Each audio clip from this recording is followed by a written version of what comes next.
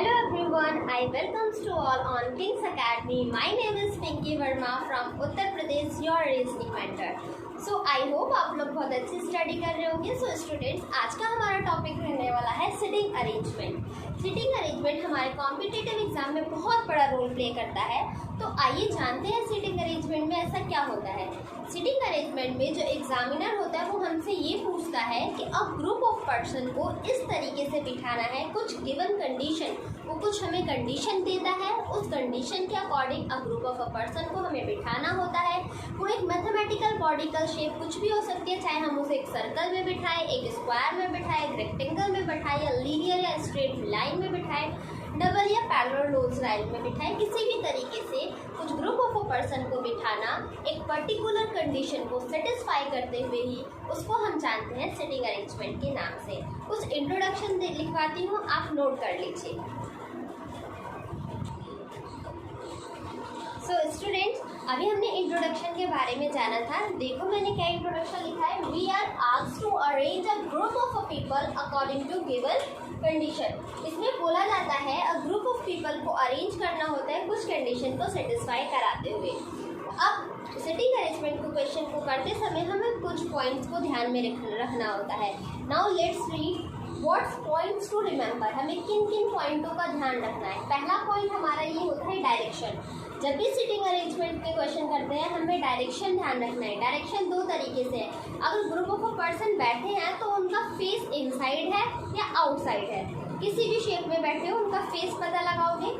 फिर लेफ्ट कौन सी डायरेक्शन होगी और राइट कौन सी डायरेक्शन होगी. एक पॉइंट आपको ध्यान रखना है, जब भी आप सिटिंग अरेंजमेंट के क्वेश्चन को सॉल्व करते हैं तो अपने आप को एज्यूम करो जो आपका राइट होगा डायग्राम का भी वही राइट होगा, जो आपका लेफ्ट होगा डायग्राम का भी वही लेफ्ट होगा. ओके. नेक्स्ट है सिलेक्शन ऑफ इनिशियल व्यू. आपको स्टार्ट कौन से पॉइंट से करना है. सबसे पहले आपको ये चुनना होगा आप कौन से पॉइंट से स्टार्ट कर रहे हो. आपको पूरे पैसेज में एक डेफिनेट इंफॉर्मेशन गिवन होगी, आपको इनिशियली वहीं से स्टार्ट करना पड़ेगा. थर्ड पॉइंट आपको ध्यान रखना है लिंकेज ऑफ क्लू. क्लू ढूंढना है. अगर फर्स्ट कंडीशन में फर्स्ट स्टेटमेंट में आपको ए और बी दो एलिमेंट के बारे में बात की गई है तो आपको नेक्स्ट लाइन में भी यही ढूंढना होगा कि इस ए और बी कैसे क्या लिंकेज गिवन है. अगर कोई ए या बी एलिमेंट के बारे में लिंक गिवन होगा तो आप उसी पॉइंट को पिकअप करेंगे. आई होप आपको ये समझ में आया होगा. नाउ नेक्स्ट पॉइंट है हमारा रिलेटिव प्रोनाउन. इंग्लिश में बहुत अच्छे से पढ़ चुके होंगे कि रिलेटिव प्रोनाउन क्या होता है. हूँ, विच या हूज. जहाँ पर भी ये चारों वर्ड आ रहे हो या जहाँ पर भी रिलेटिव प्रोनाउन का यूज हो रहा हो वो कौन सा एलिमेंट को रिप्रेजेंट करते हैं. हमेशा सेकेंड एलिमेंट को या फिर जो क्लोजेस्ट एलिमेंट होता है उसको रिप्रेजेंट कर देते हैं. एक बार एग्जाम्पल के थ्रू समझते हैं. देखो क्या बोला गया है. It represent second element. Example दिया है A is third right of B, who is second left of C. तो जो ये हु यूज हुआ है ये कौन से एलिमेंट के लिए यूज किया है. अभी हमने पढ़ा सेकेंड एलिमेंट के लिए यूज करते हैं. तो जो हु है ये सिर्फ बी के लिए यूज किया है. एग्जाम्पल देखो, एक सर्कल है जिसमें एक पर्सन बैठे हैं. बोल रहे हैं A is third right of B. मान लो बी यहाँ पर है, बी के फर्स्ट सेकेंड थर्ड राइट पर ए हो गया. अब बोला गया B who is second left of C. तो जो ये हु बोला गया ये बी के लिए बात कर रहा है. तो बी जो सी के सेकेंड लेफ्ट है तो सी का फेस इधर होगा तो सेकेंड लेफ्ट यहाँ पर हो जाएगा. आई होप आपको ये समझ में आया होगा. हु, विच और होम और हुज हम सेकेंड एलिमेंट के लिए यूज करते हैं. अब इसके आगे एक और पॉइंट है कंजंक्शन का. कंजंक्शन का देखते हैं अभी नेक्स्ट पॉइंट में बताती हूँ. हमारा फिफ्थ पॉइंट होता है कंजंक्शन. अभी इससे पहले हमने किसके बारे में डिस्कशन किया था. रिलेटिव प्रोनाउंस के बारे में. अब हम डिस्कशन करते हैं कंजंक्शन के बारे में. कंजंक्शन कौन कौन से वर्ड हो गए. एंड, बट, व्हाइल और एक्सेट्रा. जब भी हमारे पैसेज में एंड, व्हाइल और बट का यूज हो रहा होगा तो ध्यान रखना हमेशा वो फर्स्ट एलिमेंट को डिफाइन कर रहा होता है. किस तरीके से. It represent first element. Always remember student, we will always use this word for the first element. Example, A is second right of B and third left of C. तो जो ये एंड यूज हुआ है इस बार किसके लिए use हुआ है. ए के लिए यूज हुआ है. एग्जाम्पल देखो, एक पर्सन है एक सर्कल में बैठे हुए हैं. बोल रहा है A is second right of B. अगर बी के फर्स्ट सेकेंड राइट पर ए है and third left of C. तो ये सी ए के लिए बात कर रहा है, जो ए होगा ये सी के थर्ड लेफ्ट में होगा। तो सी को यहाँ बैठाओगे तो फर्स्ट सेकंड थर्ड लेफ्ट पर ये यहाँ पर हो जाएगा। देखो ये इनसाइड देख रहा है ना, तो थर्ड लेफ्ट डायरेक्शन आपको ध्यान रखनी होगी, थर्ड लेफ्ट इस तरफ हो जाएगा। आई होप आपको समझ में आया होगा। मैं एक बार सारी चीज़ों को कंक्लूड कर देती हूँ। आपको 5 बातों का ध्यान रखना है। पहला, आपको डायरेक्शन ध्यान रखना है कि पर्सन के फेसेस किधर है और लेफ्ट और राइट क्या होता है। सेकंड, आपको देखना है कि आप इनिशियली कहाँ से स्टार्ट कर रहे हो क्वेश्चन को। थर्ड, आपको ध्यान रखना है कि आप लिंकेज को फाइंड आउट कर पा रहे हो या नहीं। फोर्थ, आपको ध्यान रखना है रिलेटिव प्रोनाउंस का। और फिफ्थ, आपको ध्यान रखना है कंजंक्शन का। ये 5 पॉइंट हमारे याद रखने लायक है जब हम सिटिंग अरेंजमेंट के क्वेश्चंस को सॉल्व करते हैं। ये है हमारे कुछ बेसिक्स पॉइंट्स। आओ अब हम कुछ क्वेश्चंस के हिसाब से इन सिटिंग अरेंजमेंट क्वेश्चन को सॉल्व करने के अप्रोच को सीखेंगे, जो कि एग्जाम में बहुत ही हमारे लिए हेल्पफुल होगा, क्योंकि एग्जाम में लिमिटेड टाइम में हमें मोस्ट ऑफ द क्वेश्चंस को सॉल्व करना होता है। Let's come. स्टूडेंट देखो, क्वेश्चन हमारे कॉम्पिटिटिव एग्जाम में इस तरीके का क्वेश्चन आएगा। आपको 4 ऑप्शन दिए होंगे। क्वेश्चन को बहुत ध्यान से समझना है और ये फोकस करना, देखना मेरे सॉल्व करने की अप्रोच क्या होगी। जो मैंने 5 पॉइंट आपको रिमेंबर करने के लिए बोला था उसको ध्यान में रखना। बोला है 6 फ्रेंड हैं G, H, M, J, K and L। उनके नाम गिवन है, are sitting in a straight line. अब हमें पता चल गया वो कैसे बैठे हैं, एक सीधी लाइन में बैठे हैं और उन सबका फेस किधर है, नॉर्थ की तरफ देख रहे हैं। G is sitting between L and H. H is 4 to the right of M. K is to the immediate right of H. और हमें ये बताना है who is sitting between L and M के बीच में कौन बैठा है। स्टूडेंट आप फोकस करो, आप कहाँ से स्टार्ट करोगे। देखो हमें यहाँ इस पॉइंट से बहुत इजी दिख रहा है, H is 4 to the right of M। मान लो आपने M को यहाँ बिठाया, ठीक, M के 4th राइट पर H होना चाहिए। M यहाँ बैठा है 1 2 3 4th राइट, तो यही होगा। देखो M का फेस अगर नॉर्थ है तो नॉर्थ की तरफ देख रहे हो तो राइट हैंड साइड तो यही होगा। तो M के first second third 4th right पर H हो गया। फिर अब देखो क्या M और X से रिलेटेड कोई पॉइंट बोला है K is to the immediate right of H। H भी नॉर्थ में देख रहा है तो इमीडिएट राइट K हो गया। देखो 6 पर्सन हो गए ना, 1 2 3 4 5 6 पर्सन बैठ गए। ये बोला था, एक लाइन हमने ड्रॉप करी थी क्या, G is sitting between L और H। H ये रहा, L को अगर आप यहाँ बिठाते हो तो बीच में G बैठ जाएगा। अब एक पर्सन बताओ, जो ये 6 पर्सन के नाम दे रखे थे इसमें से एक पर्सन रह गया, कौन सा पर्सन है, J। तो आप J को यहाँ पर बिठा दोगे। देखो 6 के 6 पर्सन बैठ गए और सबका फेस किधर है, नॉर्थ। अब सवाल क्या पूछ रहा है, आपको उस पर ध्यान देना है। सवाल पूछ रहा है who is sitting between L and M। L और M के बीचों बीच कौन बैठा है, तो आपको दिख रहा है J। Option number A, that means J। A, option number A is the correct answer of this question. Let's move ahead. Question number 2. Question number 2 पे देखते हैं। ध्यान से पढ़ना इस क्वेश्चन को। सेकंड नंबर क्वेश्चन में आपको सीखने के लिए बहुत सारी चीज़ मिलेगी। स्टूडेंट एक बात और ध्यान रखो, जब भी क्वेश्चन में हमें फेसेस नहीं दिया हो कि पर्सन जो है फेस नॉर्थ कर रहा है, ईस्ट कर रहा है, इनसाइड कर रहा है, आउटसाइड कर रहा है, तो अगर वो इन स्ट्रेट लाइन बैठा होगा तो आप हमेशा नॉर्थ की तरफ एज्यूम करोगे, और इन सर्कल स्क्वायर रेक्टेंगल बैठा होगा तो हमेशा आप इनसाइड की तरफ क्वेश्चन को एज्यूम करोगे। आओ देखो, ध्यान से पढ़ो। 5 student K, L, M and O were sitting on a bench, पर बैठे हैं इन सच अ वे, इस तरीके say that M was between L and O। L और O के बीच में M बैठा है, M was at the left of K and there was a vacant place। Vacant का मीनिंग क्या होता है, वैकेंट का मतलब होता है खाली जगह, मतलब जो खाली स्थान एक जगह है किसकी, O के लेफ्ट में है, लेफ्ट ऑफ O। तो हमें क्वेश्चन में ये बताना है who was second to the right of M। M के सेकंड राइट पर क्या होगा। First of all be careful, focus on the board. क्या बोला गया है, M was sitting between L and O। L और O के बीच में M बैठा है। ये भी एक पॉसिबिलिटी हो सकती है, और ये भी तो हो सकता है ना, L और M के बीच में, L और O के बीच में M, यहाँ पर भी L और O के बीच में M, हमने दोनों पॉसिबिलिटी बना ली। अब वो बोल रहा है N was left of K। K के लेफ्ट में N होना चाहिए, K के लेफ्ट में कौन होना चाहिए, N। ये ध्यान रखना है there was vacant place at the left of O. O की लेफ्ट डायरेक्शन में वेकेंट मतलब खाली जगह होनी चाहिए। देखो अगर आप ओ के लेफ्ट वेकेंट तो हो ही नहीं सकता क्योंकि ओ के लेफ्ट में तो एम बैठा है, तो ये वाला डायग्राम कैंसिल हो जाएगा। अब यहाँ पर देखो ओ के लेफ्ट में वेकेंट हो गया और एन और के एकदम इमीडिएट के लेफ्ट में एन को बिठा दोगे। देखो 5% बैठ गए और ये वेकेंट प्लेस भी हो गया। क्वेश्चन क्या पूछ रहा है, who was second to the right of M. M के सेकंड राइट पर क्या ऑन होगा, फर्स्ट सेकंड राइट पर कौन आ रहा है, एन। तो option number C is the correct answer of this question. I hope इस क्वेश्चन में आपको बहुत सारी चीजें सीखने को मिली होंगी। दोबारा से ध्यान से देखना इस क्वेश्चन को। I will definitely sure you will get lot of information from this question. Let's move question number 3। So student question number 3 ध्यान से देखना। इस बार 7 गर्ल्स हैं A to G तक are sitting around a circular table. इस बार कैसा डायग्राम बनाना है हमें, सर्कुलर टेबल है।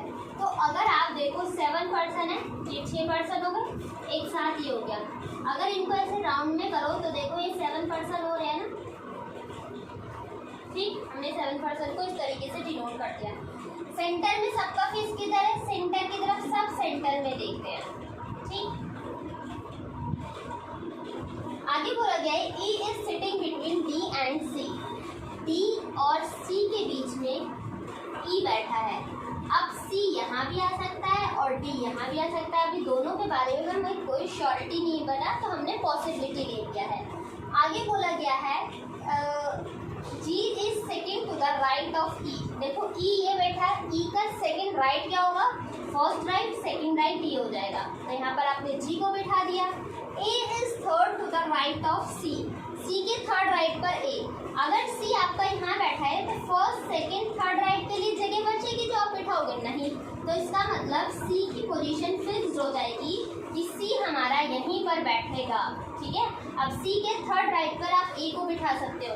फर्स्ट सेकंड थर्ड राइट कौन हो जाएगा, A, ठीक। यहाँ तक क्लियर हुआ। अब देखो क्या बोला गया है, B is between A and D। A और D के बीच में B बैठा है। A और D ये रहा, इन दोनों का बीच पॉइंट क्या हो जाएगा, B।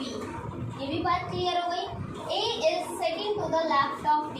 देखो D यहाँ पर बैठे ना, D का सेकंड लेफ्ट, फर्स्ट और सेकंड लेफ्ट A बैठा है, हमने वही पोजीशन बिठा रखी है। फिर पूछा है who is at the third place of F। अब इसमें से एक जगह बच गई है और पर्सन भी हमारे पास एक ही बचा है, तो F को आप यहाँ पर बिठा दोगे। अब पूछा है F के थर्ड राइट पर कौन बैठा है। F इधर देख रहा है, F यहाँ पर बैठा है, F इनसाइड देख रहा है, तो थर्ड राइट गिनो, फर्स्ट सेकंड थर्ड राइट। तो F के थर्ड राइट पर कौन बैठेगा, D। Option number B, that means D। Option number D, that option number B। और कौन बैठा है, D। तो करेक्ट आंसर आपका ये हो जाएगा। ध्यान से समझना, ये एक सर्कुलर सिटिंग अरेंजमेंट था, तो ध्यान से फोकस करो। आप इस फोटो की इस क्वेश्चन की स्नैप क्लिक कर सकते हो। ध्यान से समझो, यही अप्रोच होनी चाहिए, आपको भी क्वेश्चन को सॉल्व कर देना है। आइए मूव करते हैं क्वेश्चन नंबर 7 पर, 4 पर। स्टूडेंट क्वेश्चन नंबर 4 की तरफ मूव करते हैं। अब हम 8 friends P to W, P Q R S T U V W, मतलब 8 फ्रेंड्स इसी नेम में आ गए हैं, are sitting around a rectangle table. इस बार किस अरेंजमेंट में दिया है, इस बार पर्सन बैठे हैं एक रेक्टेंगल में, ठीक है।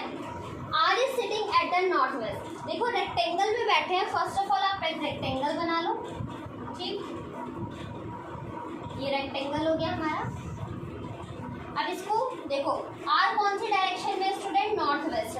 आप मेरे से डायरेक्शन डिस्टेंस बहुत अच्छे से समझ चुके हो। अब आप खुद बताओ नॉर्थ वेस्ट डायरेक्शन किधर होगी। ये होती है नॉर्थ, ये होती है वेस्ट।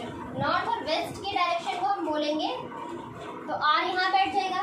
फिर बोला है R and P are placed diagonally opposite to each other. Diagonally opposite, तो एक रेक्टेंगल में डायगनल इस तरीके से होता है, एक दूसरे के अपोजिट बैठे हैं, तो R और P को यहाँ पर बिठा दोगे। Whereas V and U are set diagonally opposite to each other. V और U भी diagonally opposite बैठे हैं। अब आप बोलोगे मैम आपने V और U को ऑब्लिक डाल के क्यों बिठाया है, क्योंकि स्टूडेंट अभी हमें यहाँ पर कुछ भी कंफर्मेशन नहीं है कि यहाँ पर V बैठेगा या U बैठेगा, यहाँ पर V बैठेगा या U बैठेगा। जहाँ तक अभी हमने इंफॉर्मेशन पढ़ी है वहाँ तक अभी हमें कुछ भी नहीं पता चला है। आगे की इंफॉर्मेशन को रीड करते हैं, फिर पता चलेगा। W faces the west direction, ये हो गई वेस्ट डायरेक्शन, यहाँ पर W आ जाएगा। Q faces the east direction, east direction ये हो जाएगी तो Q यहाँ पर आ जाएगा। आई होप यहाँ तक क्लियर है। फिर बोला है S is sitting between R and V, R और V के बीच में, तो यहाँ पर ऑलरेडी W बैठ चुका है, तो यहाँ पर U की पोजीशन फिक्स हो जाएगी। R और V के बीच में कौन बैठा है? S, तो आप S को यहाँ पर बिठा दोगे। क्वेश्चन क्या पूछ रहा है? In which direction does T sit, एक ही जगह बची हुई है ना, तो इस रिमेनिंग प्लेस पे कौन बैठेगा? T। और पूछा है T कौन से डायरेक्शन में बैठा हुआ है, तो T हमारा साउथ डायरेक्शन में बैठा है। That's option number A is the correct answer of this question. I hope ये क्वेश्चन आपको समझ में आया होगा। Let's move another question.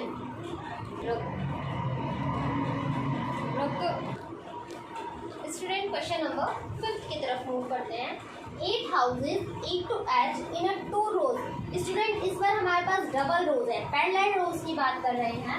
4 houses in each row, एक रो में कितने घर हैं? 4 घर हैं, और उसी तरीके से दूसरे रो में भी कितने घर होंगे? 4 घर होंगे। The houses in each row faces the opposite to one another, मतलब एक घर का फेस इधर है तो दूसरा घर का फेस इधर होगा, मतलब दोनों घरों के फेसेस आपस में एक दूसरे को फेस कर रहे हैं। C is facing F, अब आगे कंडीशन गिवन है। देखो क्वेश्चन कैसे करोगे, क्या बोला गया है? C is facing F, C किसको फेस कर रहा है? F को। G and A are diagonally opposite, G और A 4 पर्सन है ना, तो diagonally opposite कैसे हो जाएंगे? एक बार G को यहाँ बिठाओ, एक बार A को यहाँ बिठाओ। इस वाले डायग्राम में देखो, एक बार आपने A को यहाँ बिठा दिया, एक बार G को यहाँ बिठा दिया, ठीक। अब बोला गया है G and A die, E is facing H but is not in the same row that of A। इस लाइन का क्या मतलब हुआ? E किसको फेस कर रहा है? H को, लेकिन E उस वाली लाइन में नहीं बैठेगा जहाँ पर कौन बैठा है? A बैठा है, तो इस वाली लाइन में तो E आएगा नहीं। E किसको फेस कर रहा है? H को, तो इन दोनों जगह में से अभी E और H दोनों जगह आ सकता है। आगे बोला है H is between D और C। अब देखो D और C के बीच में, तो D या C के बीच में H, D और C के बीच में H। यहाँ पर भी देखो D या C के बीच में H, D या C के बीच में H, ठीक है। और H को कौन फेस कर रहा है? E, तो E को फेस करने वाला यहाँ पर H हो जाएगा, ठीक। आगे लाइन है C is facing F। अब देखो अगर आप C को यहाँ पर बिठाते हो तो F को तो फेस कर ही नहीं पाएगा, तो D की प्लेस फिक्स हो गई, और C किसको फेस कर रहा है? F को आपने यहाँ पर बिठा दिया। इसमें देखो C को यहाँ बिठाओगे तभी F फेस कर पाएगा, और यहाँ पर कौन हो जाएगा? D, ठीक। D को आपने यहाँ पर बिठा दिया, और यहाँ पर आ जाएगा आपका C, जो कि C फेस कर रहा होगा किसको? F को। अब बोला गया है विच, अब देखो एक पर्सन बच गया, कौन बचा? वो D। इसमें भी कौन बच गया? B। अब ये देखो दो पॉसिबिलिटी बन रही है। जब भी आपको क्वेश्चन में ऐसा दिया जाए जहाँ पर दो पॉसिबिलिटी बन रही होगी, वहाँ पर आप चेक करना which house is facing B, B को फेस करने वाला। क्वेश्चन क्या पूछ रहा है कि बी को कौन फेस कर रहा होगा। दोनों डायग्राम में आंसर सेम आ रहा है, बी को कौन फेस कर रहा है? A. That's mean option number C is the correct answer of this question. I hope ये क्वेश्चन आपको समझ में आया होगा। आप एक बार इस पर फोकस करें। बढ़ते हैं नेक्स्ट क्वेश्चन की तरफ। So student, let's move to our last question, that is question number 6. 6 students L, M and O, P and Q are standing in a line facing the north. Straight line में खड़े हैं, और इस बार ये सारे face किस तरफ है? नॉर्थ की तरफ, but not necessary in the same sequence. That's means L, M and O, P, Q इसी सीक्वेंस में नहीं है, इनका सीक्वेंस फ्लक्चुएट हो सकता है। फिर बोला गया है L is at the corner. अब देखो L एक कॉर्नर में है, कितने पर्सन है? 6, तो L के 2 कॉर्नर हो जाएंगे। एक आगे इन्फॉर्मेशन पढ़ते हैं, उससे हमें डिफाइन होगा Q is beside him, M is to the immediate right of P and M is at the second place from the right hand से second place। अब हमारे पास दो इन्फॉर्मेशन मिली जिससे हम L की पोजीशन को फिक्स कर सकते हैं। L को हमने कॉर्नर पे बिठा दिया, 1 2 3 4 5 ऑलरेडी 6 पर्सन है, और सेकंड राइट से जो सेकंड प्लेस है, राइट हैंड से सेकंड प्लेस पे कौन बैठा है? M is at the second place, तो M को यहाँ पर बिठा दोगे तो फिक्स हो गया। L के इसने बोला था Q is beside him, M is at the immediate right of P, P के immediate right पर M होना चाहिए। फिर बोला गया है N is not beside Q, N को Q के beside में नहीं बिठाना, तो N के लिए बस हमारे पास एक ही पोजीशन बची है, तो आप N को यहाँ पर बिठा दोगे। एक पर्सन बच गया, L M N, O बच गया, तो O की पोजीशन ये हो जाएगी। क्वेश्चन क्या पूछ रहा है, Who is standing to the immediate right of Q, Q के इमीडिएट राइट पर कौन होगा। आप देखो Q ये रहा, सबका फेस नॉर्थ था, तो Q के इमीडिएट राइट पर कौन हो जाएगा, O। कौन सा ऑप्शन मैच हो रहा है, option number C. Option number C is the correct answer of this question. Student, इसी तरीके से क्वेश्चन हमारे कॉम्पिटिटिव एग्जाम में सिटिंग अरेंजमेंट से पूछा जाता है। आई होप आपको ये सारे अप्रोचेस, सारे कॉन्सेप्ट आपको इक्वल हुए हो, समझ में आए होंगे धीरे धीरे। आपका ही काम है इन्हीं कॉन्सेप्ट को दोबारा से आप एक बार सुने, एक बार देखें, समझें, नंबर ऑफ क्वेश्चंस की इस पर प्रैक्टिस करें और अपने सिटिंग अरेंजमेंट की टॉपिक को एकदम स्ट्रांग बनाएं। I hope you will like this session. Thank you so much. Keep learning and keep studying. Take care, student.